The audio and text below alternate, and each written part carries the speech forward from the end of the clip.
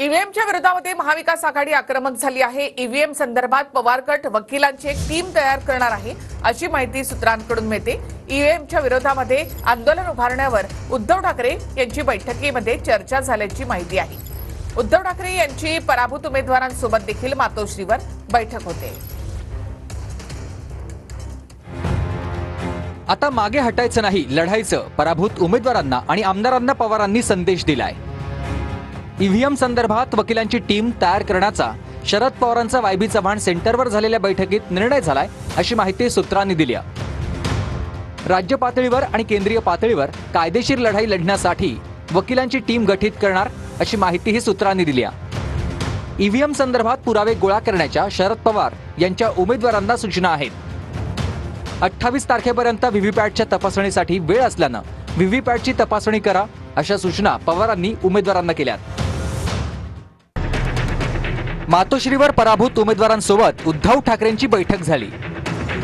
EVM विरोधात आंदोलन उभारण्यावर उद्धव ठाकरेंनी या बैठकीमध्ये चर्चा केल्याची माहिती सूत्रांनी दिली आहे।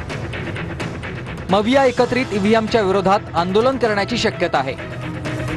पराभूत उमेदवारांनी ईव्हीएम मशीनमध्ये झालेल्या गोंधळाबाबतचा पाढा वाचला। पराभूत उमेदवारांना व्हीव्हीपॅट मतमोजणीसाठी निवडणूक आयोगाला अर्ज करण्याच्या सूचना उद्धव ठाकरेंनी केल्या। किमान 5% व्हीव्हीपॅट मतांची तपासणी करण्याच्या पराभूत उमेदवारांना सूचना आहेत।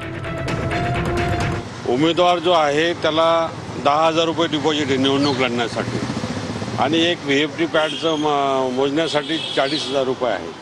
ही काही संयुक्तिक नाही, परंतु तरी पण सुप्रीम कोर्टाच्या आदेशानुसार 5% पर्यंत ईव्हीएम जे आहेत बूथ आहेत ते मोजणीसाठी प्रत्येकाने अर्ज करावा असं बैठकीमध्ये ठरलं। सगळेच उमेदवार अर्ज करणार आहेत तो? हा, निश्चितपणाने।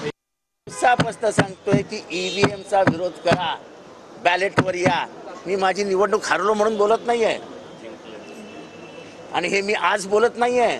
मी हे अनेक वेळा लिहून टाकलेलं, लिहून ठेवलेलं आहे। माझ्या प्रत्येक ब्लॉगमध्ये मी लिहिलेलं आहे की या देशाची लोकशाही ही संकटात आहे आणि आजचा संविधान दिन आहे।